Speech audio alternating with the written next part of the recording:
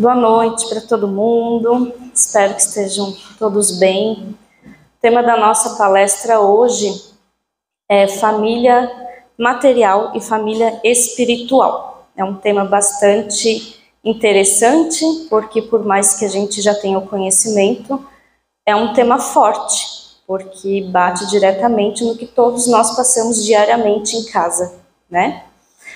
E eu gostaria de começar a palestra hoje lendo essa frase que eu coloquei aqui no quadro, de Emmanuel, do livro Pensamento e Vida, que fala assim: a família consanguínea entre os homens pode ser apreciada como o centro essencial de nossos reflexos, reflexos agradáveis ou desagradáveis que o pretérito nos devolve. A gente, ao longo da palestra, a gente vai esmiuçar um pouquinho essa frase, porque ela define bastante o que nós temos materialmente e espiritualmente como família.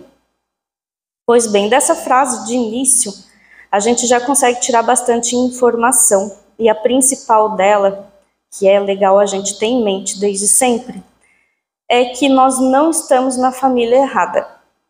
Isso a gente já sabe, mas é sempre bom relembrar. A gente nasce na família que a gente nasce, não por acaso, é lógico, né? Mas porque assim é necessário para o nosso adiantamento, para o nosso melhoramento moral e espiritual. A família que a gente constrói com os laços materiais, a família consanguínea, como Emmanuel trata aqui, ou como o Evangelho traz, o parentesco corporal, são aquelas pessoas que hoje a gente conhece como pai, mãe, filho, avós, tios, primos, aquele núcleo familiar que nós temos. E aqui uma coisa bastante importante para se tratar é que, apesar de Emmanuel ter colocado família consanguínea, compreendam também o núcleo familiar formado por adoções, né? Inclusive, existem vários relatos que tratam de famílias que não podem, por vários motivos, ter filhos, ou optam por não ter filhos pelo livre-arbítrio, mas que se estava programado para ter aquele filho, isso é só um exemplo, tá? Esse filho dá um jeito de chegar até aquela família. Inclusive, eu conheço uma pessoa, um homem, que ele já tinha feito vasectomia porque não queria mais saber de filhos, casou novamente e a esposa queria porque queria um filho. E ele não, ela terminou com ele, se relacionou com outra pessoa, engravidou. Durante a gravidez ela se separou daquela pessoa, o pai do filho, e voltou com esse senhor que eu conheço. E o filho que ela teve, ele criou como se fosse filho dele. E mais tarde ele foi compreender que aquela criança era para ter sido filha dele. E aquela criança deu um jeito de chegar até ele. Claro, também trazendo o pai consanguíneo, mas o pai, por opção, por aproximação material, também fez cumprir o seu papel. Então, quando a gente falar de família, vamos compreender todo mundo que está naquele núcleo, tá? Familiar, pai, mãe, tios, padrasto, madrasta, ok? Pois bem. Então, essas pessoas estão ligadas a nós hoje em dia por variados motivos. Algumas pessoas, a maioria, grande maioria, não entende o porquê, não sabe o porquê. Raras as exceções que sabem o motivo daquele núcleo estar juntos. Mas isso não nos interessa saber, não precisamos saber os motivos para que a gente consiga ter uma vida, uma encarnação do jeito que deve ser. Mais uma coisa, a gente tem sempre que ter certeza, que a gente tem o pai certo, a mãe certa, o filho certo, o irmão certo, os avós certos, o núcleo familiar certo para aprender alguma coisa naquele meio. Então, não adianta se revoltar, e isso eu gosto de deixar claro desde o início, não adianta se revoltar com a família que tem, não adianta querer dizer que eu nasci na família errada, eu não escolhi essa família, porque não é bem assim. A gente está onde está porque precisa ser dessa forma, porque ali tem alguma coisa que a gente precisa aprender. E como diz a frase de Emmanuel, essa família é uma consequência do nosso passado. Uma consequência agradável ou não, mas com certeza muito necessária para a nossa vida. Porque ele coloca, inclusive, pode ser apreciada como centro essencial de nossos reflexos. É essencial porque ela é necessária. Já a família espiritual, isso que eu falei até agora, é a material, aquela que a gente conhece hoje como pai, mãe, filho, tios, irmãos, enfim.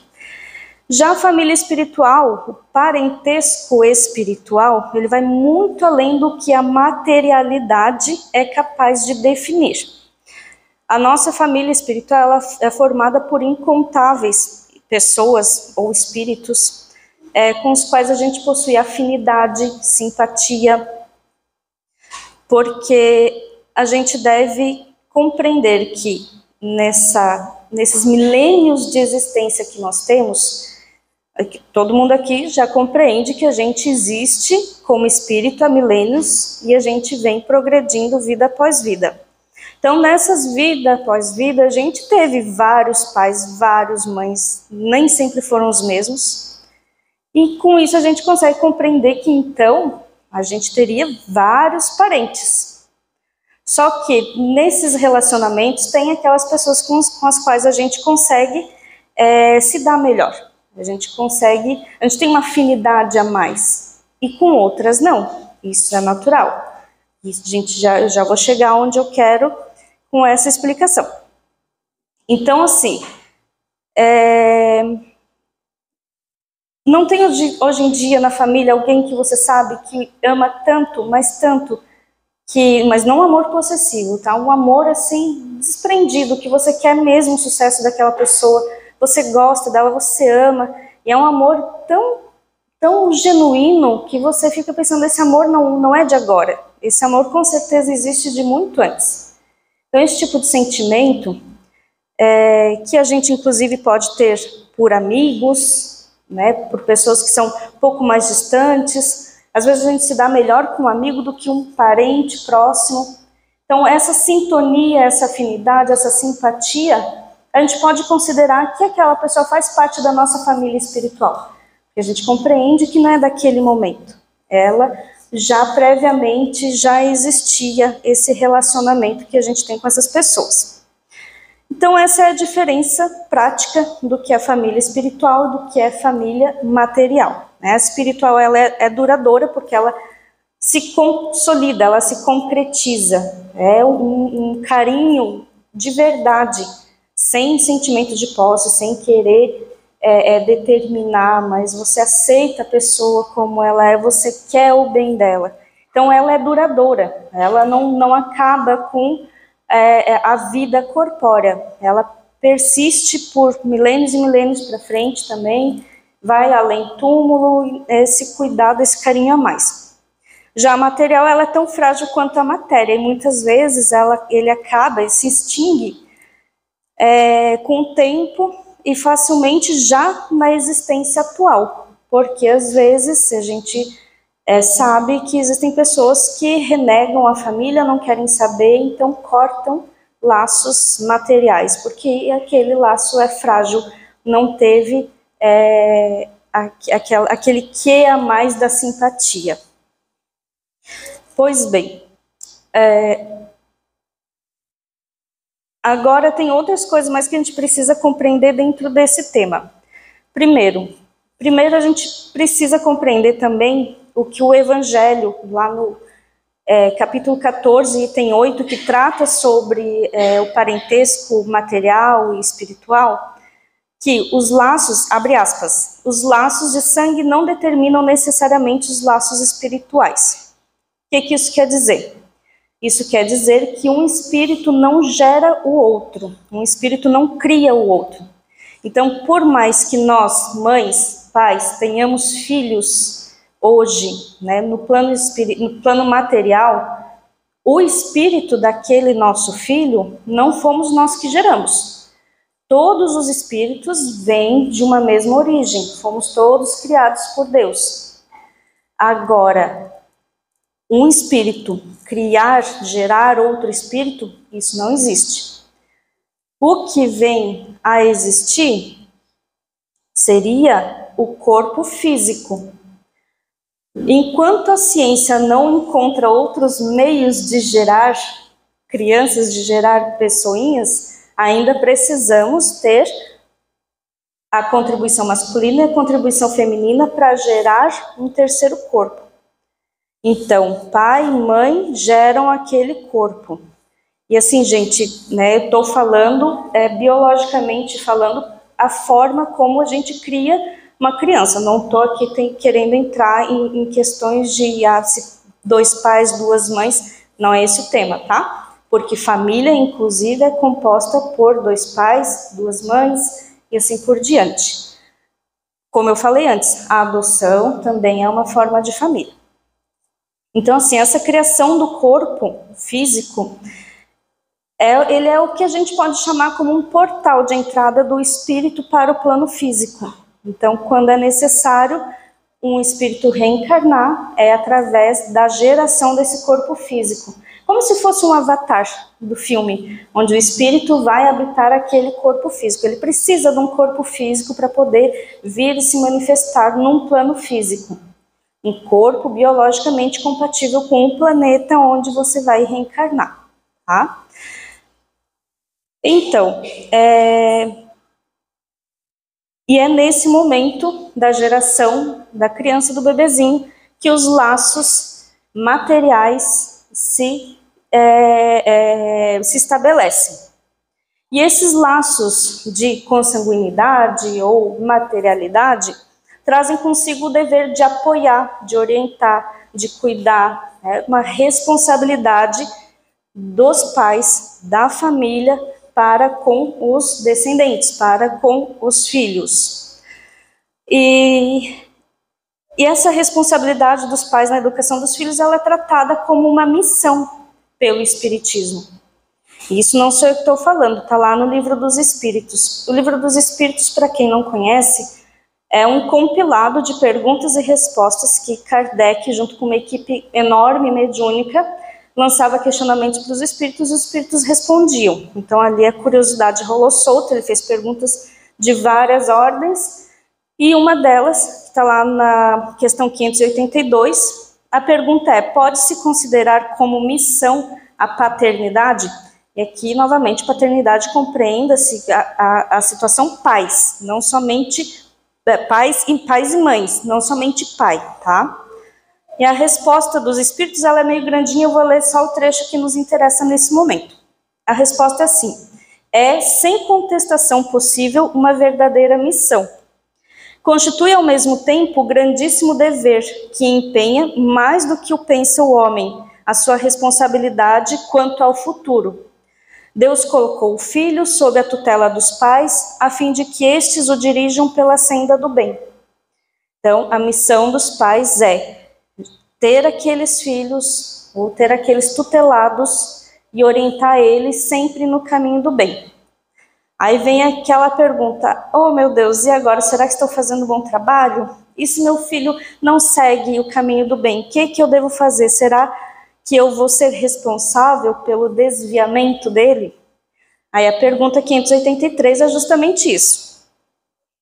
São responsáveis os pais pelo transviamento de um filho que envereda pelo caminho do mal, apesar dos cuidados que lhe dispensaram? Primeiro de tudo, a pergunta já traz: apesar dos cuidados que lhe dispensaram. Daria uma outra palestra explicar que os pais têm responsabilidade, sim, quando os pais não cuidam daquele filho, não dão a atenção necessária, é responsabilidade dos pais. Mas o tema hoje é um pouquinho fora desse contexto, só para a gente poder concluir essa questão da missão. Quando os pais dispensam os cuidados necessários para que o filho ande no caminho do bem, a resposta dos espíritos é a seguinte: que os pais não têm responsabilidade. Porém, quanto piores forem as propensões do filho, tanto mais pesada é a tarefa, e tanto maior o mérito dos pais se conseguirem desviá-lo do mau caminho. Então, pai, mãe, eu sou mãe, eu sei como é que é, principalmente como o meu que está na fase da adolescência ou dificuldade, né? Mas é uma missão que a gente tem, uma responsabilidade nossa, está sempre orientando, sempre dizendo o que é certo. Se eles se desviam, o que a gente pode fazer? Está sempre alertando, está sempre lembrando do caminho do bem, porque em algum momento ele vai querer voltar para o caminho do bem e ele vai lembrar dos nossos ensinamentos. O que a gente não pode fazer é simplesmente virar as costas e deixar a Deus dará, tá? Pai, mãe, tutores de crianças, não necessariamente pai e mãe, é responsabilidade espiritual, eu não estou falando nem questão de leis e tudo mais, é questão responsabilidade espiritual, cuidar. Essa é a nossa família material, que veio para que a gente pudesse ensinar e aprender alguma coisa com esses conflitos que ali existem. Agora, voltando para a frase do Emmanuel. Reflexos agradáveis ou desagradáveis que o pretérito nos devolve.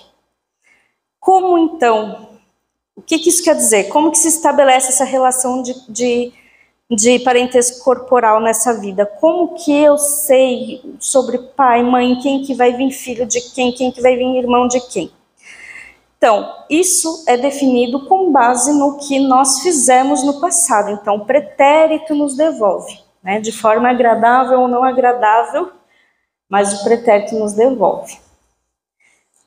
E isso a gente traz sempre para o momento presente. O que a gente fez lá tem reflexo aqui. Por exemplo, se na vida passada eu venho trazendo uma certa inimizade, e essa inimizade vai crescendo vida após vida, e eu agora tenho a consciência de que para eu conseguir progredir, para eu conseguir evoluir espiritualmente, eu preciso aparar algumas arestas com algumas pessoas.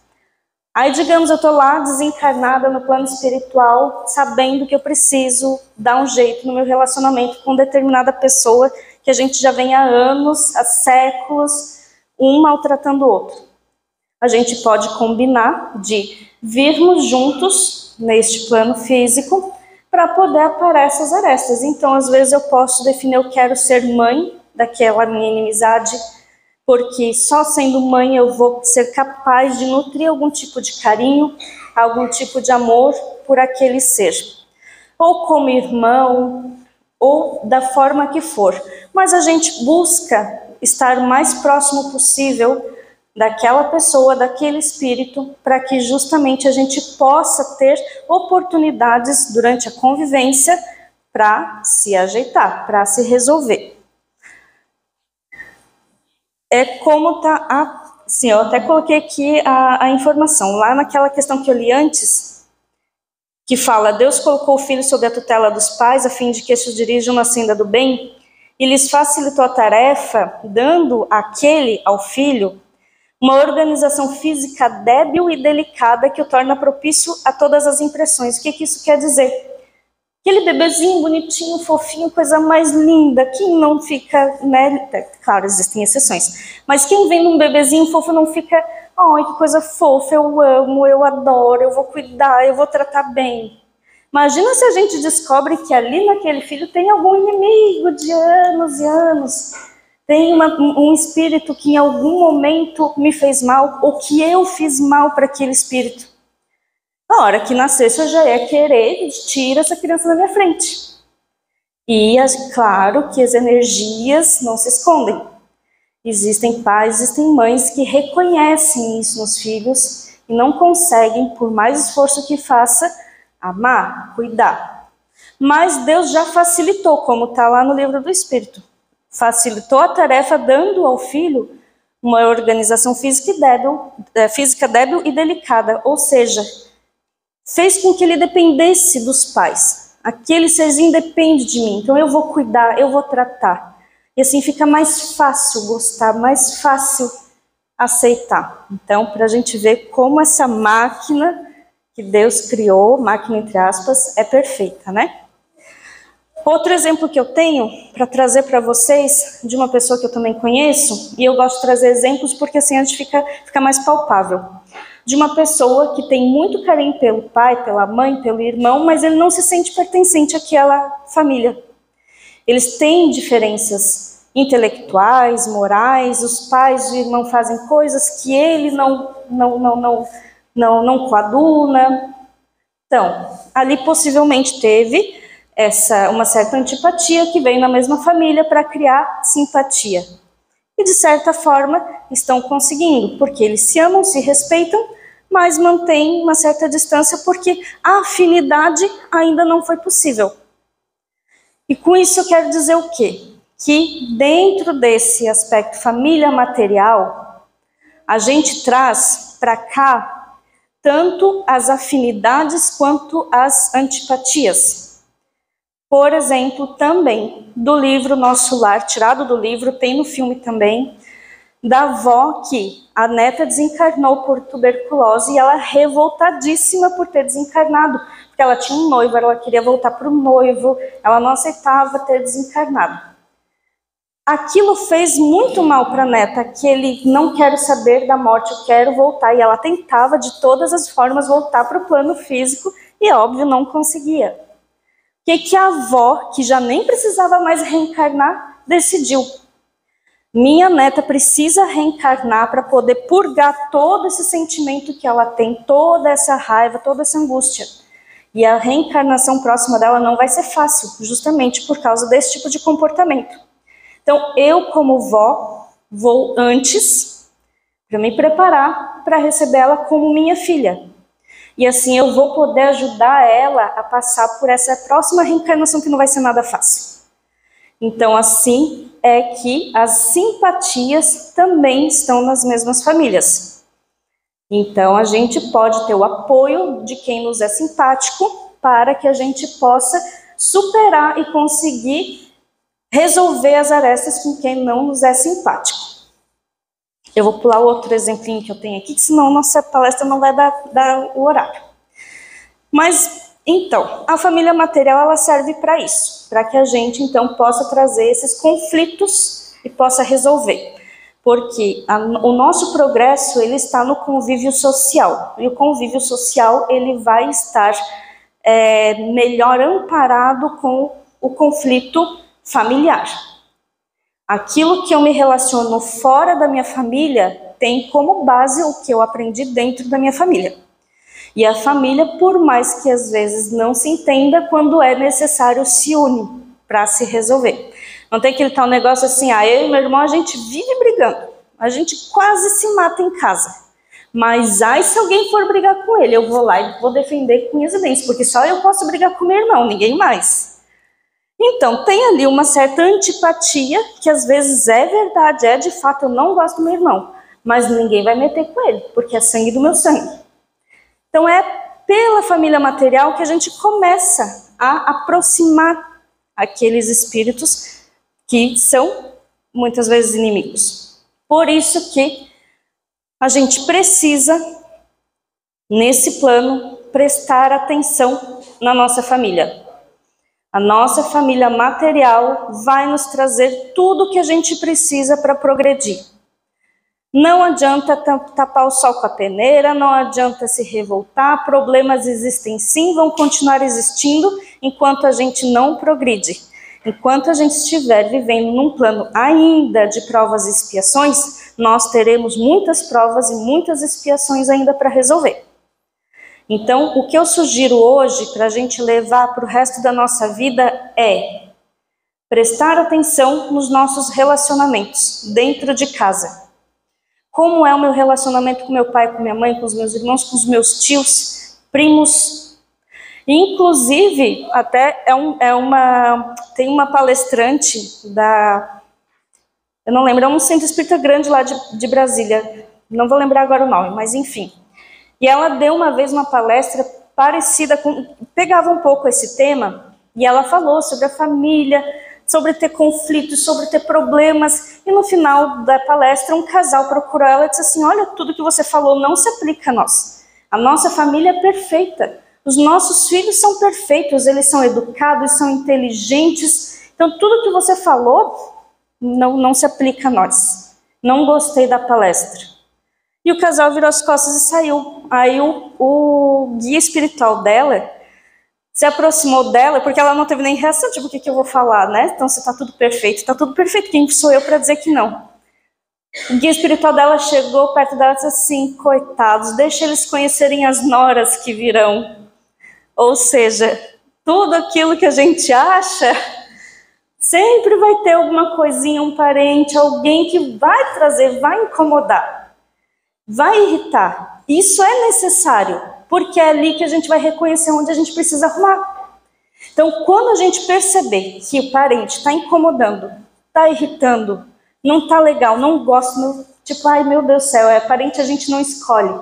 Escolhe sim, está ali por um motivo. E é o lugar, repito, mais importante para se prestar atenção. É onde está o que a gente precisa resolver. Eu não vou cansar de repetir. Então, se vocês têm um parente, mesmo que distante, próximo, alguém que não é consanguíneo, mas está ali perto, é ali que você precisa ajustar. Não é por acaso que você está naquela família, por mais que você queira dizer que não quis aquela família, que não aceita aquela família, que não pediu para nascer, pediu, exigiu muitas vezes. E não prestar atenção nisso, virar a cara ou deixar para uma próxima vida, nessa vida não, vou deixar para a próxima. Quando vocês desencarnarem, perceberem que perderam a oportunidade de resolver, vocês vão ver o quanto vai ficar muito mais difícil, muito mais pesado para uma próxima vida. E se vocês pensarem assim, tá, mas eu faço esforço, mas a outra pessoa não desenvolve. Não tem problema, façam vocês a parte de vocês. Não é fácil, ninguém disse que seria fácil. Mas se cada um fazer um pouquinho a cada dia, logo isso se melhora. E a nossa própria evolução vai estar percebendo o nosso esforço. E o nosso esforço já é ótimo, melhor do que não fazer nada.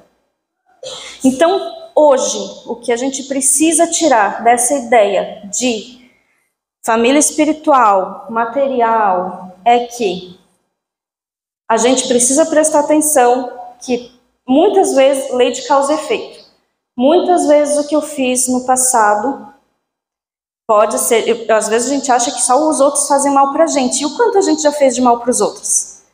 Será que aquela antipatia não fui eu que causei lá numa vida passada?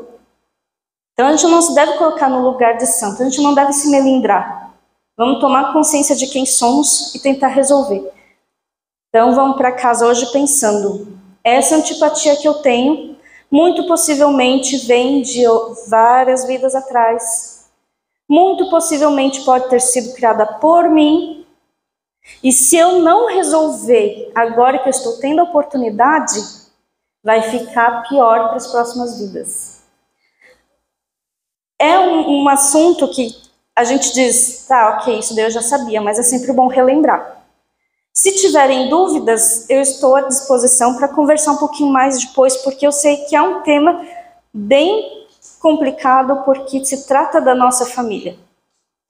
Mas eu quero que cada um hoje pare, pense, faça uma meditação consigo mesmo, antes de dormir, elenque todas as partes, todos os familiares que a gente tem uma rusga, alguma coisa, e comece a botar em prática o que eu posso fazer para me melhorar com esse daqui, o que eu posso fazer para esse daqui. Tem pessoas que não dá de ter acesso, conversar e resolver, faz uma oração, coloca aquela pessoa nas suas orações, vocês vão começar a perceber que a convivência vai melhorar, o equilíbrio vai melhorar. E, como sempre, nunca deixar de fazer o Evangelho no Lar. A gente sempre orienta, a gente sempre, quem quiser pegar com alguns jalequinho verde as informações do Evangelho no Lar, o Evangelho no Lar vai trazer equilíbrio, harmonia, proteção, saúde para a família. Tá?